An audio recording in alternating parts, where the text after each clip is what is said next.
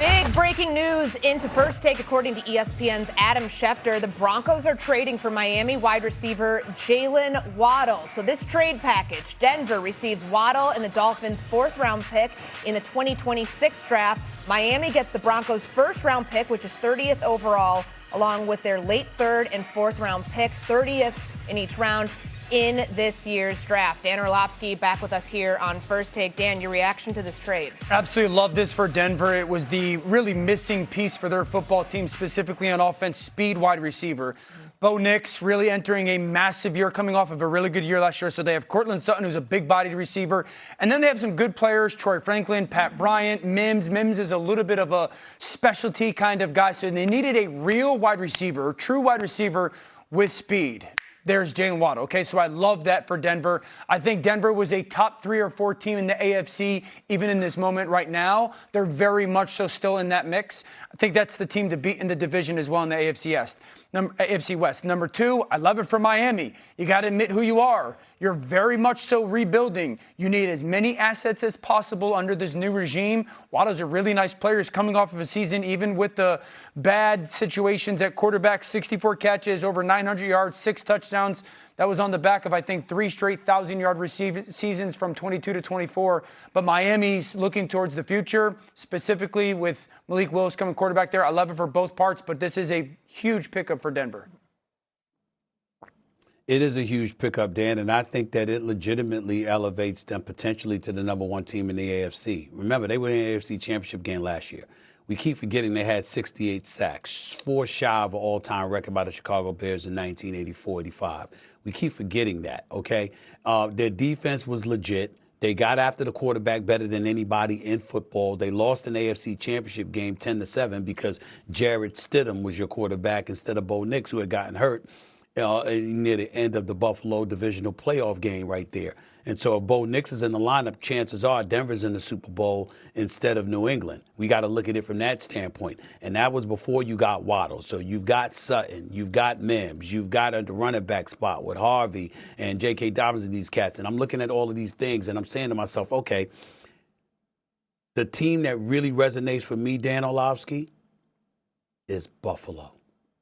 You got DJ Moore, but he ain't Jaylen Waddle. I like Moore, but he ain't Waddle.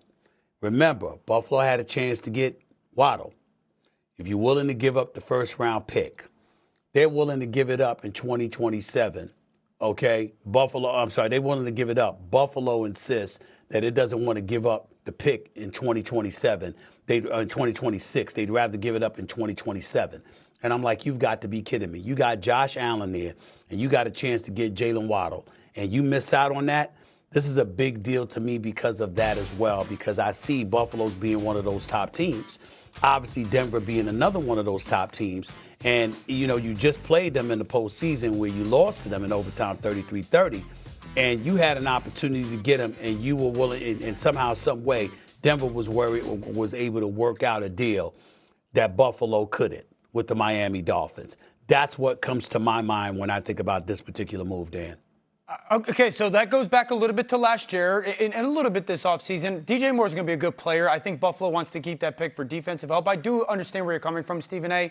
I don't disagree with putting Denver at the top. Obviously, we are just starting the NFL offseason, so there's moves to be made for teams in the draft and whatnot. You want to know the team that comes to mind for me off of this news, though, outside of the directly Dolphins and Broncos? The Patriots. Because if Waddle's going for the 1, and you said the 3 and 4 pick, Waddle, yep. What's A.J. Brown going to cost?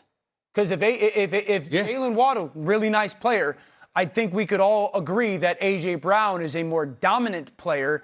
If Waddle went for a 1 and you're New England and you thought you were in the A.J. Brown conversation, now what does the very clear asking price of A.J. Brown going to be? And New England clearly has to upgrade at the wide receiver spot. There is no doubt about that. They need some help. Okay, so I'm having a hard time wrapping my mind around this because you both have pointed out Miami is in a rebuild. We know that. That's why they did the things that they did. Miami's been in a rebuild for 25 years, but go ahead. You're right about that. They've got 7 picks in the first 3 rounds of this year's draft. They can start building towards something.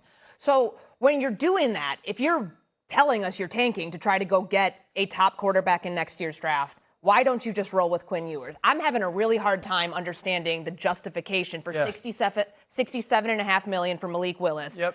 The dead cap for Tua. Yes, I know it's a post-June 1 cut. You can spread it out over 2 years. Why make your financial situation that much more complicated when the easiest path here would have been just to go with what you had on the roster, because it probably would have ensured a pretty bad record regardless? Yeah, so I think the question is fair. My answer would be players and coaches never tank. Front offices do. So I think players and coaches and certainly decision makers, they never take. They're incapable of it. They're not wired that way. The Malik Willis move made sense because we can all be honest that they have to rebuild the football team and the talent around it, while also wanting to be competent. You want to look like a competent, well-run organization. The comparison, I'm not trying to take shots here, but would be what the Jets look like this year. Sure. The Jets look like incompetency at many points. And so everyone's like, Aaron Glenn's a terrible coach. Aaron Glenn obviously is a good football coach. And so I think that's part of the Jets move too with Geno Smith. It's like we're trying to be a competent and competitive organization. And what happens if Malik Willis, even in a not great situation, goes and plays good? Then you don't have to address quarterback in 27 and or 28 because you have an answer at the position.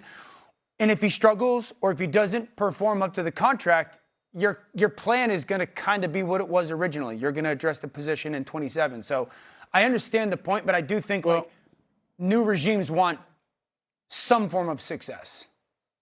I feel you on that. I just think that, you know what, you go and get a quarterback and then you move their primary weapon. What does that say? Sure.